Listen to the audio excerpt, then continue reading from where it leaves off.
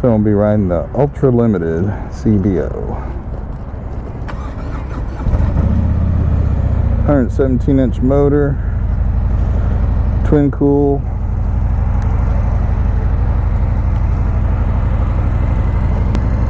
Interesting gauges. This is essentially set up like my bike. The clutch should be warm because somebody rode it before. Like that it's not overly loud. Overly loud is so annoying. Got black on black gauges. I'm not quite sure about that. Not quite sure about that.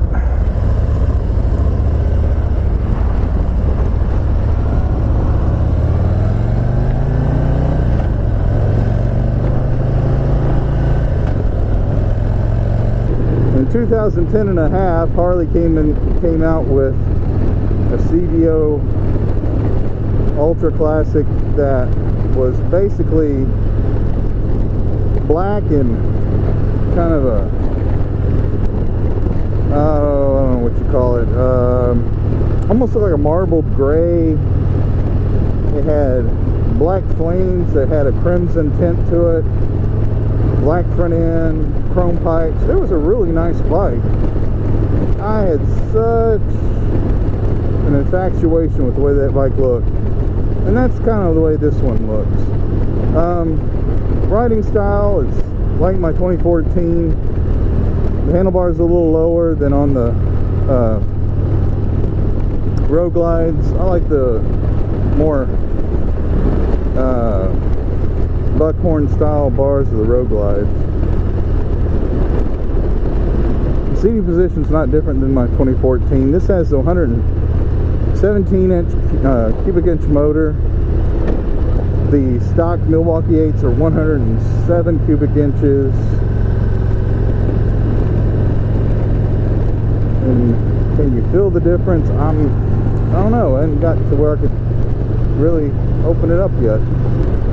I do like that the CVOs still come with a CB. You know, it's just like, why would you not get a CB on the touring bike? Everybody keeps saying, well, there's Bluetooth and you got your cell phone and blah blah blah. Yeah, but Bluetooth has limitations. Cell phones, you gotta have towers. CB, you just gotta be in the general area of somewhere. Okay, so 117 cubic inch motor compared to my 103. I'm not really feeling it. I'm not sure why. Handling wise, okay, so the road glide, the road glide you get nice and smooth, and the electric glides you get a little bit more feedback on the front end. Now if you think about it, you're going to have a wind buffeting off of another bike in front of you, like the guy at my 11 o'clock there. And so that wind buffet, that turbulence comes back and it's going to smack the fairing off center, and so you get just a pulse from it. Clutch pull on this is so light. For such a big motor, you'd think you'd have a heavy clutch, but no, the clutch pull is really light.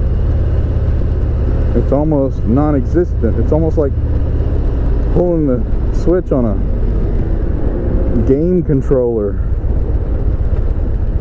like for a PlayStation 3 or whatever.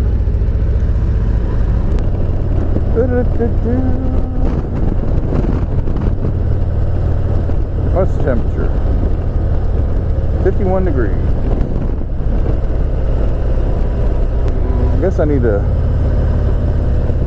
test the sound system.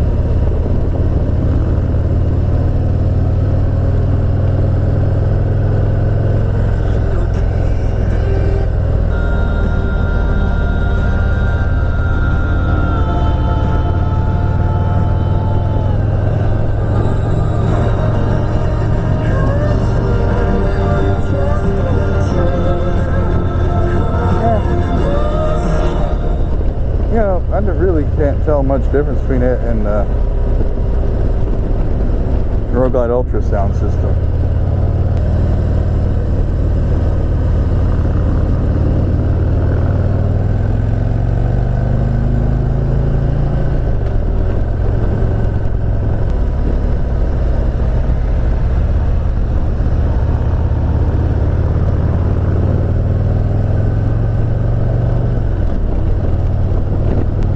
Interesting, the Road Glide versus the Electra Glide. The front end on the Electra Glide doesn't feel, it still feels nimble, but it doesn't feel like there's much weight on it. So that shark nose does add a bit of weight, and then you add to that leverage too. Between the two, it probably, to me, the Road Glide Ultra feels like a more balanced bike overall. Now the fairings in the rain, I think the Electra Glides probably would offer a little bit more protection against element because it's closer to your hands, closer to your body.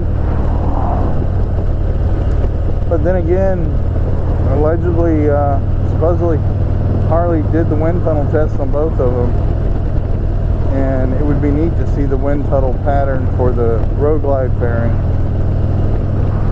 See how it handles the wind going around you.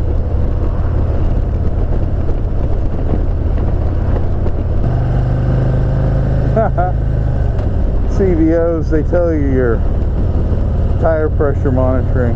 How nice.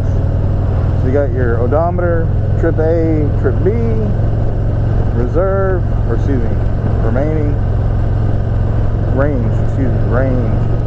Front is 40, rear is 48. Is that right? 40 in the front?